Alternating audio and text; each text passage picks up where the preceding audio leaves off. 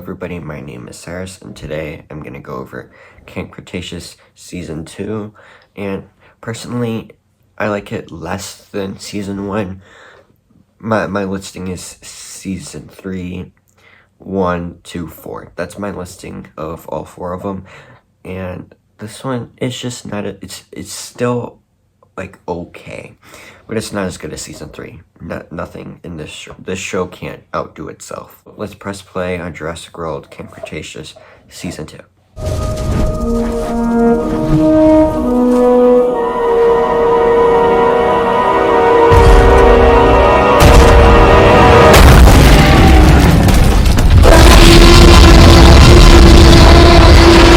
We start off with like all the dinosaurs being free on the island. It's actually pretty nice, and the kids are running from Rexy, who's hunting a Parasaurolophus, and we hear Rexy like crunching and then dragging the body, and it sets the kind of darker tone of the season. I know there's like a lot of silly parts, but it still sets up that small part of the darkness. They go down to Main Street and they see all the destruction of the fight, and like Brooklyn looks in the water and probably sees the body of the Indominus. Most of this episode is seeing the kids finally like relax and act like kids. A couple of times I actually like snicker through my nose. They find out that they can send a beacon to get help, and it's like hidden in the natural decor of the park, so they have to like run around to find it. They find frozen pizza, but all the compies take them, and it's really sad because it's pizza. But Darius has like this vision or something of dropping Ben, visiting his dad, and he's like thinking it's all his fault. Later, Rexy walks down Main Street, and she's trying to put a trainer nest, but we don't know why she's making a nest, because she's not going to have babies, because we don't see any in Fallen Kingdom. Kenji and Darius get into the nest, and they turn on the beacon while Brooklyn sets up a distraction so the T-Rex doesn't eat them. You see the signal? It says signal received, but we never in this entire show figure out who received that signal. They're not able to go anywhere on the island because it's like filled with dinosaurs, so they head back to the camp. There's not a lot of dinosaurs, and they decide to stay there till help arrives. Kenji stays with Yaz while the other three go out to find supplies to fix her leg and have food. They find bandages and then walk a couple of steps and see a bunch of like dinosaurs in cages. They start to free all the dinosaurs, and then they see a baryonyx.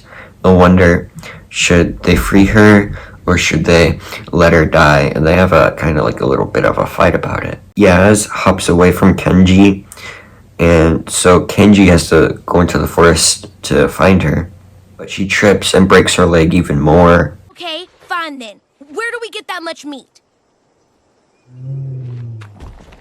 Two more baryonyx show up, so they release the rest of the dinosaurs, and it like scares the baryonyx. But then Darius releases the third one, and they have like a stampede to the camp. Yaz creates a sketch for the tree house that they're gonna make, and Simi finds the raptor necklace for Darius.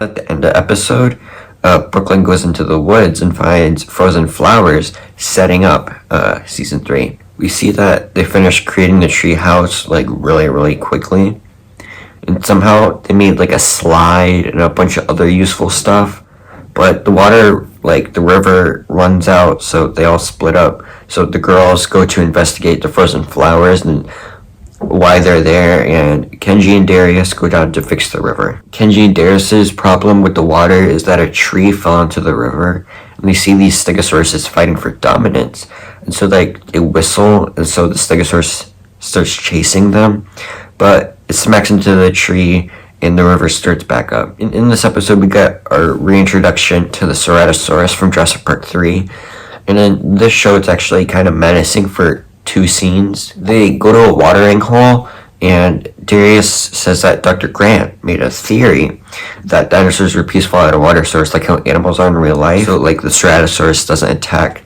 them because it's going to the watering hole.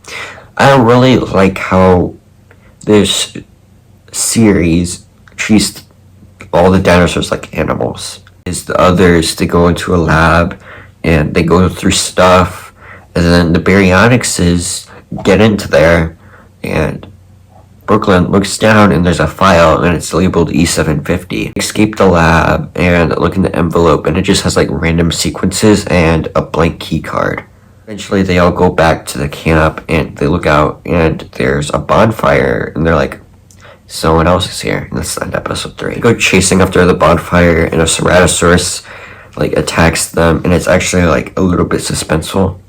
While they're running away, a flare goes off in the sky. That's when we meet the 3 adults, Mitch, Tiff, and Hap. They say they're there to photograph the dinosaurs. They also say that they got the signal from they received the signal from the first episode, and Kenji starts to get jealous of the adult Mitch because Darius is like nerding out, and Kenji is like, I thought he was my friend. Hap, this old guy, is really suspicious with Brooklyn, but nobody else believes her because it's like they're finally saved. They don't care.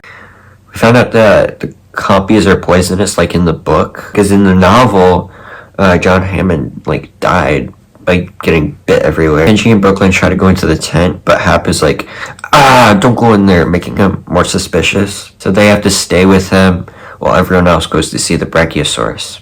Hap walks away and he's like talking to Mitch and Tiff, and he's like screaming at the walkie-talkie.